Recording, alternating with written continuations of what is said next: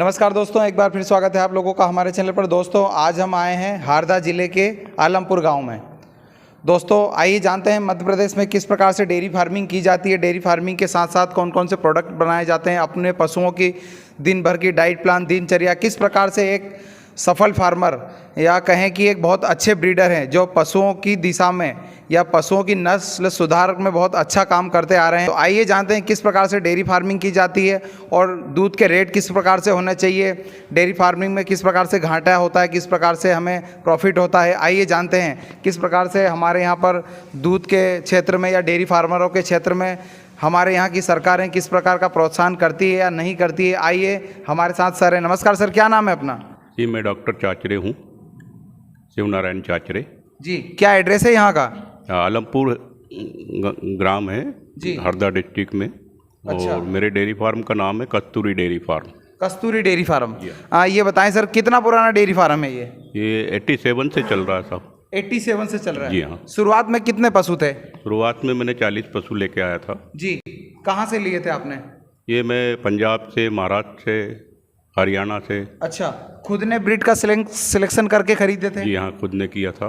अच्छा, अभी आपके पास टोटल एनिमल कितने हैं? अभी मेरे पास करीब 75 एनिमल हैं। 75? हाँ, पहले मेरे पास 100 एनिमल हुआ करते थे जी। पर बीच में थोड़ी समस्याएं थी जी। बच्चा नौकरी में था, मैं अकेला था तो मैं लिमिट कर दिया था। पर अच्छा। आप उसको बढ़ा रहे हैं हम। तो अच्छा। अभी 75 हो गए हैं और 100 तक उसको ले जाएंगे। अच्छा, 75 है, 75 एनिमल हैं। अब कौन सी ब्रीड रखी है आपने? साहब ये ब्रीड तो मैंने क्रॉस ब्रीड कहते हैं इसे जी। पर ये ब्रीड मैंने स्वयं डेवलप किया हूँ। अच्छा। इसमें हर जानवर में कम से कम 4 ब्रीड का ब्लड है। अच्छा। तो उसमें 2 ब्रीड तो एग्जॉटिक ब्रीड है जो विदेशी नस्ल कहते हैं, जिसको HF और जर्सी। जी। और बाकी हमारे यहाँ की जो 4 ब्रीड है देसी, इसमें साहिवाल का ब्लड भी है, गिर का भी है, हरियाणा है और थारपारकर। जी। तो हर जानवर में कम से कम 4 से 5 ब्रीड का ब्लड है। अभी आपके पास सबसे ज़्यादा दूध देने वाली काऊ आपकी खुद की ब्रीड जिसका रिकॉर्ड आपको पता हो कि हाँ इसने सबसे ऊपर मिल्क प्रोडक्शन किया है? मैंने अभी तक 49 लीटर मैक्सिमम प्रोडक्शन लिया है पर डे का? पर डे का। 1 काऊ से? 1 काऊ से। अच्छा। और एनिमल सब यहीं ब्रीड की है। अच्छा, आप इनकी AI या मेडिसिन इमरजेंसी में किसी प्रकार की कोई प्रॉब्लम हो तो किस प्रकार से आप स्वयं ही इनका ट्रीटमेंट करते हैं? हाँ, मैं स्वयं ही ट्रीटमेंट आपने स्टडी किया है? जी, मैं खुद डॉक्टर हूँ जी। और पहले मैं जॉब में था जी। और 10 साल सर्विस करने के बाद फिर मैं रिजाइन करके अपना डेयरी फार्म खोला था। अच्छा। तब से इस ब्रीड को मैंने डेवलप किया हूँ। अभी बफेलो कितनी है आपके पास? बफेलो को मैं प्रमोट नहीं करता है क्योंकि मेरे सर्विस लाइफ में भी मैंने गवर्नमेंट से इसके लिए बहुत बड़ी लड़ाई लड़ी थी जी कि बफेलो जो है हमारे यहाँ सूटेबल ब्रीड नहीं है मिल्क प्रोडक्शन के लिए। मिल्क प्रोडक्शन में? जी हाँ। अभी अगर दूध में इकोनॉमी अगर आपको बनाना है जी तो आपको गाय पे जाना पड़ेगा। जी। सुना होगा कि पहले दूध की नदियाँ बहती थी। बिल्कुल। उस समय भैंसों का कोई जिक्र नहीं हुआ करता था जी। गायों का जिक्र था भगवान कृष्ण के समय में भी। बिल्कुल। और आज भी वास्तविक स्थिति यही है हाँ कि दूध अगर पैदा करना है तो आपको गाय रखना पड़ेगी। ज़्यादा प्रोडक्शन की। बिल्कुल। दूध की पूर्ति भी करना है तो बिल्कुल। भैंसों से दूध हम उतना नहीं ले सकते क्योंकि उसकी थोड़ी सी प्रॉब्लम है, जेनेटिक प्रॉब्लम है। जी। अभी आप जैसे बता रहे हैं 75 एनिमल हैं, तो मिल्किंग में कितने हैं अभी मिल्किंग में मेरे पास एक्चुअली 50% तो मतलब मेच्योर एनिमल है और 50% जो है हीपर्स हैं, बछड़ियाँ हैं जी। तो उसमें से 20-22 जानवर दूध दे रहे हैं, बाकी प्रेग्नेंट रहते हैं, ड्राई पीरियड में रहते हैं जी। तो लगभग 350-350 लीटर दूध होता है पर डे का। अभी प्रोडक्शन अच्छा हो जाता है? जी हाँ। सर ये दूध आप स्वयं प्रोडक्ट बनाते हैं या फिर दूध सेल करते हैं? जी, मैं स्वयं प्रोडक्ट बना के ही कंज्यूमर तक पहुँचाता हूँ। क्या क्या प्रोडक्ट बनाते हैं आप? यहाँ मैं खोआ बनाता हूँ, पनीर बनाता हूँ जी, और घी का प्रोडक्शन भी। अब ये बताएं, जैसे आप प्रोडक्ट बना रहे हैं तो जैसे आपने बताया 300-350 लीटर प्रोडक्शन हो रहा है, तो अगर हम प्रोडक्ट की बात करें या फिर हमारे दूध के रेट की बात करें तो एवरेजन क्या आ जाता होगा? देखिए साहब, गवर्नमेंट की पॉलिसी के हिसाब से तो आजकल जानवर पाल नहीं सकते क्योंकि जो गवर्नमेंट के रेट हैं वो बहुत पुअर है। बिल्कुल। क्योंकि आज एक लीटर दूध पैदा करने में कम से कम 50 रुपये लीटर का प्रोडक्शन कॉस्ट कास्ट आ आती जाती है है। और गवर्नमेंट का 35 रुपीज़ की है तो 15 रुपीज़ लीटर का तो हमको घाटा होगा। घाटा हो गया। इसलिए हम उसको प्रोडक्ट बनाते हैं तो कम से कम हम एट पार चलते हैं। अभी भी कोई प्रॉफिटेबिलिटी बहुत ज़्यादा नहीं है, पर कैसे भी काम चलता है कि हमारा कम से कम जानवरों का खर्चा और हमारा खर्चा उससे निकल जाता है। बिल्कुल। सर ये बताएं कि अभी जैसे हमारे काफ़ी समय से डेयरी फार्मिंग में लॉस का सामना करना, जैसे फीडिंग का कॉस्ट बढ़ गया है, लेबरों का कॉस्ट बढ़ गया है, हरा चारा पर्याप्त मिल नहीं पाता है। तो यदि डेयरी फार्मिंग हमारे भारत के युवा अगर डेयरी फार्मिंग करना चाहते हैं तो शुरुआत में कितने पशु लाएं और किन किन बातों का ध्यान रखें और किस प्रकार से डेयरी फार्मिंग की शुरुआत करें या ना करें? प्रॉफिट का बिजनेस है या लॉस का है? नहीं साहब, ऐसे अगर मैं आपको बताऊं को तो इससे बढ़िया इंडस्ट्री नहीं है कोई। अच्छा।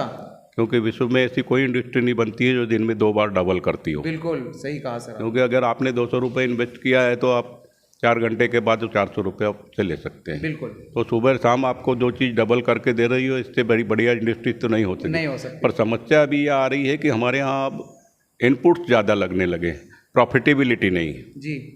तो इसके ऊपर गवर्नमेंट को भी सोचना चाहिए कि जब उसको प्रॉपर प्राइस मिलेगा जी। तो आपके यहाँ किसी चीज़ की कमी नहीं आएगी। बिल्कुल।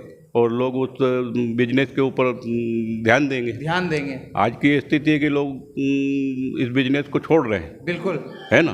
उसके कारण क्या है? उसके कारण यही है कि एक तो प्रॉपर रेट नहीं मिल रहे हैं, फीडिंग कास्ट बहुत बढ़ गई है। दूसरी बात थोड़ी सी कमी लोगों के भी कि उन्होंने ये मान लिए हैं कि सब कुछ काम नौकरों से होता है, नौकरों से, लेबर के डिपेंड रहते हैं। हाँ, क्योंकि हमारे पास घर में एक इतना अच्छा पोटेंशियल है, उसका उपयोग अगर किया जाए जी तो इसमें प्रॉफिटेबिलिटी भी बनेगी और ये बिजनेस भी बहुत अच्छा होगा और हिंदुस्तान में दूध की कभी कमी नहीं आएगी।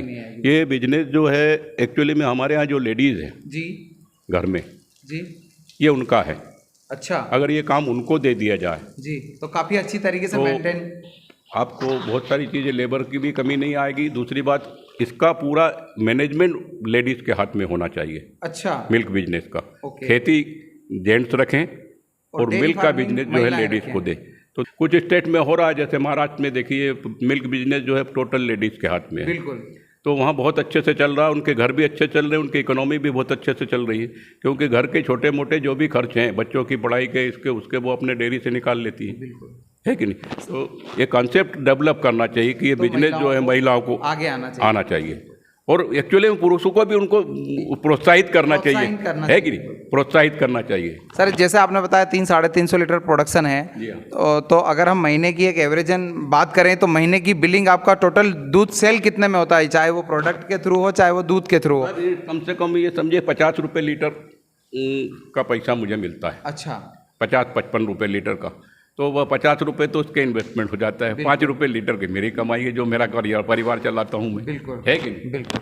सर ये बताएं कि अभी फीडिंग में आप सुबह से शाम तक क्या दे रहे हैं, जैसे सूखा चारा, हरा चारा और फीड में क्या दे रहे हैं? क्योंकि मैं खुद कृषक हूँ, मेरे पास जो एग्रीकल्चर जो वेस्ट है जी, मैं उसका पूरा उपयोग करता हूँ। जी दूसरी बात, कुछ घासें मैंने बाहर से बुलवा के लगाई हैं। जी। अभी थाईलैंड से मैंने सुपर नेपियर बुलवाया है, वो मैंने लगाया। इस डेयरी फार्मिंग के लिए सबसे बेहतर ये होती है, तो इसमें इन्वेस्टमेंट कम है। तो अभी इस फार्म को जैसे लगभग 75 एनिमल है, तो कितनी लेबर काम करती है?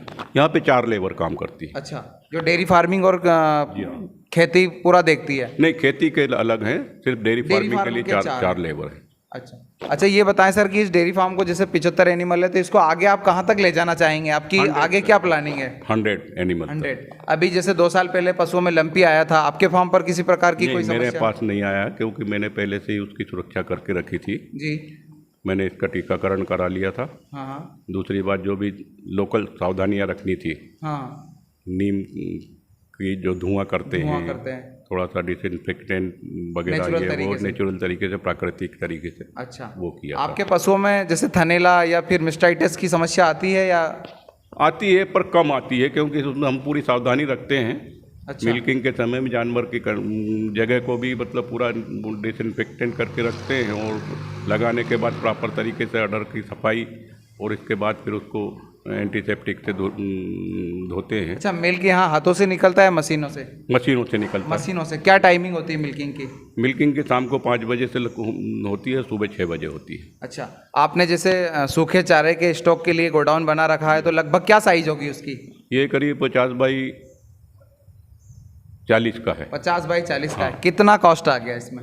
इसका 9.5 लाख रुपया। और कितना स्टॉक हो जाता है इसमें? इसमें करीब 100 टैंक आ जाता है, 100 ट्रालियाँ आ जाती है। 100 पूरे साल का कवर हो जाता है? पूरे साल का हो जाता है। पूरे साल आप हरा चारा देते हैं? हाँ, पूरे साल राउंड देंगे। पानी की पर्याप्त व्यवस्था है? पानी की पर्याप्त व्यवस्था। पानी तो लिमिटेड है मेरे पास, यहाँ पे 1 इंच पानी है। इसमें मैं खेती भी कर लेते हैं, घास की भी करता हूँ और डेयरी का भी उसमें, और उसमें घर का खर्च भी सब है। अच्छा ये बताएं सर कि आपका जैसे गोडाउन हुआ, डेयरी फार्म हुआ, आपका जैसे निवास हुआ, कितने एरिया में लगभग आपका फार्म हाउस बना है? ये करीब 1.25 एकड़ में है।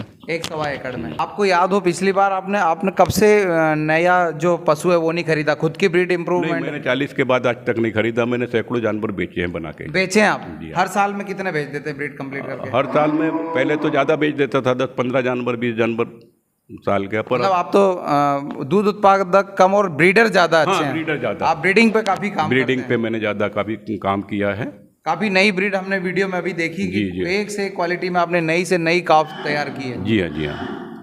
तो ये बताएं सर कि यदि जैसे अभी हरियाणा सरकार, पंजाब सरकार जैसे किसानों को या पर वहाँ की डेयरी जैसे विरका कंपनी है, किसानों को प्रोत्साहन राशि देती है, बोनस देती है। हमारे मध्य प्रदेश की सरकार कभी भी डेयरी फार्मिंग के क्षेत्र में किसी प्रकार की कोई प्रोत्साहन राशि या डेयरी फार्मिंग या मिल्क का रेट हुआ, किसी भी प्रकार की कोई सहायता करती है नहीं करती है? हमारी सरकारों को डेयरी फार्म के प्रति क्या क्या काम किसानों के प्रति करना चाहिए, उसके बारे में क्या कहेंगे आप? देखिए, सरकार का तो रुख ऐसा नहीं लगता है कि इस बिजनेस को प्रोत्साहित करे। जी, जो सरकारी स्कीमें चलती हैं बस उनका ही प्रचार प्रसार होता है। उनके साहब नाबार्ड से आप लोन ले लीजिए, ये कर लीजिए। नहीं, लोन तो बेसिक चीज ये है कि जो चीज वो पैदा कर रहा है उसका प्रॉपर उसको रेट दे, बिल्कुल सही मूल्य, उचित सही मूल्य दे, तो ऑटोमेटिक लोग प्रोत्साहित होंगे उस काम करने के लिए। बिल्कुल। अब जब हमको रेट नहीं मिल रहे हैं तो उससे दो समस्या है। और एक तो क्या है, दूध का उत्पादन कम हो रहा है, एडल्ट्रेशन ज़्यादा होता है। बिल्कुल। तो अब हम एडल्ट्रेशन रोकने के लिए करोड़ों रुपए खर्च कर सकते हैं, बिल्कुल, पर अच्छा दूध पैदा करने के लिए हम एक पैसा खर्च नहीं कर रहे हैं। बिल्कुल नहीं कर रहे हैं, है कि नहीं? बिल्कुल। आज इतने डिपार्टमेंट काम कर रहे हैं आपके एडल्ट्रेशन रोकने के लिए, वो हो रहा है, उनको तनख्वाह मिल रही है, सब कुछ मिल रहा है कि नहीं? और स्थिति वहाँ की वही है कि आपको एडल्ट्रेटेड दूध बिक रहा है कि नहीं? तो ऐसे ही मैं एक किस्सा आपको सुनाता हूँ जी। मैं इसमें गवर्नमेंट में भी काफ़ी इन्वॉल्व रहा हूँ। बिल्कुल। पहले हमारे यहाँ IRDP योजना चलती थी, बिल्कुल, गवर्नमेंट ऑफ इंडिया की। अच्छा। तो इसमें क्या होता था कि जानवर दिए जाते थे लोगों को, किसानों। हाँ, तो एक यूनिट होती थी, यूनिट में 2 भैंस होती थी जी। तो जब मैं अधिकारी था उस समय मैंने गवर्नमेंट के सामने प्रपोजल रखा कि साहब अगर आपको दूध बढ़ाना है तो आपको विचार करना पड़ेगा। आप जो 2 यूनिट दे रहे हैं बफेलो की, इससे दूध कितने सालों से दे रहे हैं, करोड़ों अरबों रुपए आपने खर्च किए हैं, दूध तो 1 लीटर नहीं बढ़ा है। बिल्कुल। बिजनेस चल रहा है इंश्योरेंस कंपनी का और किसान के बीच में, बिल्कुल, है कि नहीं? हाँ। भैंस लेके आया 2 लीटर की, आपने ठेकेदार को दे दिया, 2 लीटर की भैंस दे दी, उसने वो 2 महीने का दूध नहीं दी, मर गई, इंश्योरेंस से पैसा ले लिया। ये इस बिजनेस को अच्छा बूस्टअप मिला, बिल्कुल, पर दूध हिंदुस्तान का नहीं बढ़ा। उसका बेसिक कारण क्या है, इसके ऊपर कभी विचार नहीं किया। बिल्कुल। तो मैंने उस समय गवर्नमेंट से काफ़ी लिखा पढ़ी की और ये कन्विंस कर दिया उनको कि आप यूनिट में कम से कम 1 गाय शामिल करिए। बिल्कुल। तब गवर्नमेंट लेवल पे, सरकारी लेवल पे ये हुआ कि भाई यूनिट में 1 भैंस और 1 गाय दी जाए। अच्छा, 1 गाय और भैंस, जी हाँ, मिल्क का पीरियड लंबा हो। तभी से ये दूध का बढ़ना भी चालू हुआ है हिंदुस्तान, मध्य प्रदेश में। बहुत बढ़िया। नहीं तो पुरानी जो स्कीम थी, दोनों टेक्निकल लोगों ने उनको बताया, एक जो चल रहा था थंब रूल कि वो दूध बढ़ाना है, भैंसे दो और एक बिजनेस, हाँ, पर बिजनेस को बढ़ाया कैसे जाए, उसके कौन कौन से कमियां हैं उनको कभी दूर न करने की कोशिश की। आज की स्थिति में तो खैर यूनिट में 2 गाय भी ले सकते हैं, पर उस समय ये भी नहीं था, है कि नहीं? तो और आज उसमें सुधार हुआ है तो दूध का उत्पादन भी बढ़ा है। और तो ये कुछ बेसिक चीज़ें हैं जिनको ऊपर गवर्नमेंट को भी ध्यान देना चाहिए। और सबसे पहली चीज़ है कि उसके प्रोडक्शन कास्ट तो कम से कम उसको मिले। बिल्कुल, है कि जो उसकी कास्ट है कम से कम उसको मेंटेन। ये तो प्रैक्टिकल चीज़ है सोचने की। जो कोई भी आदमी बिजनेस क्यों करेगा, अगर उसको घाटा होगा तो वो तो कल बंद कर देगा। बिल्कुल। अगर आपको दूध चाहिए और स्वच्छ दूध चाहिए, साफ दूध चाहिए, शुद्ध दूध चाहिए, तो आप उसको प्रॉपर प्राइस दीजिए। बिल्कुल, है कि नहीं? तो कंज्यूमर भी मजे में है और उत्पादक भी वो रहेगा। बिल्कुल। तो ये समस्याएं जो चल रही हैं इनके ऊपर गहन विचार होना चाहिए और बिल्कुल होना चाहिए। तो क्योंकि डेयरी फार्मरों को आज तक हमारे एमपी सरकार में कुछ भी नहीं मिला, कुछ नहीं मिलता सिवाय घाटे के, कुछ नहीं मिला। होगा आज से 36 साल पहले मैंने ये जो 7.5 लाख रुपए का लोन लिया था जी, उस समय भी योजनाएं थी, पर मैंने प्रिफर किया सिर्फ बैंक से मैं कोई सब्सिडी पे नहीं गया। सब्सिडी से तो कोई मतलब नहीं होता, मतलब नहीं, क्योंकि आप तो प्रोजेक्ट को डिले करके उसको घाटे में पहुंचाने का काम करते हैं। बिल्कुल है ना। वो इंटरेस्ट के रूप में बैंक को जमा करना पड़ता है। 2 साल बाद सब्सिडी आए, उतना पैसा इंटरेस्ट आपको बैंक को जमा करना पड़ रहा है। वो तो उसको बैंक तो मैंने सीधा इस बात के बैंक से बात की कि आप अगर मुझ पे भरोसा करते हो तो मुझे इतना लोन दीजिए, मैं आपको इतने साल में रिटर्न करूंगा। बिल्कुल सीधी सी बात है ये। बिल्कुल। पर अब ये जो स्कीमें आ जाती हैं इनका साहब यार इसमें आपको इतना % सब्सिडी मिलेगी, सब्सिडी के चक्कर में आदमी लोन लेता है और वो सब्सिडी का इंतजार करते रहता है। पता 2-3 साल बाद नाबार्ड से सब्सिडी आई तो उतना इंटरेस्ट उसको लग गया, कोई प्रोजेक्ट घाटे में चला गया, बंद करना पड़ा। तो आपका इनिशियल जो मोटो था कि दूध का उत्पादन बढ़ाना, वो तो साबित नहीं हुआ। बिल्कुल। तो इन चीज़ों के ऊपर विचार होना चाहिए, इन चीज़ों में विचार होना चाहिए। बिल्कुल। तो देखा दोस्तों किस प्रकार से एक सफल डेयरी फार्मर को किस प्रकार से अपना डेयरी फार्म संचालन करना चाहिए और किस प्रकार से यहाँ पर डेयरी फार्म चलाया जा रहा है। काफ़ी पुराने समय से चलाया जा रहा है, मिल्क का प्रोडक्शन भी अच्छा हो रहा है। यहाँ पर ब्रीड में भी काफ़ी नस्ल में सुधार में भी काम किया जा रहा है और डेयरी फार्म में आप वीडियो में देख पा रहे हैं किस प्रकार से पूरा मैन्युफैक्चर किया गया है। सर आपने समय निकाला और हमारे चैनल पर आए और हमारे दर्शकों को नई जानकारी दी, उसके लिए बहुत बहुत धन्यवाद आपका। जी धन्यवाद आपका भी।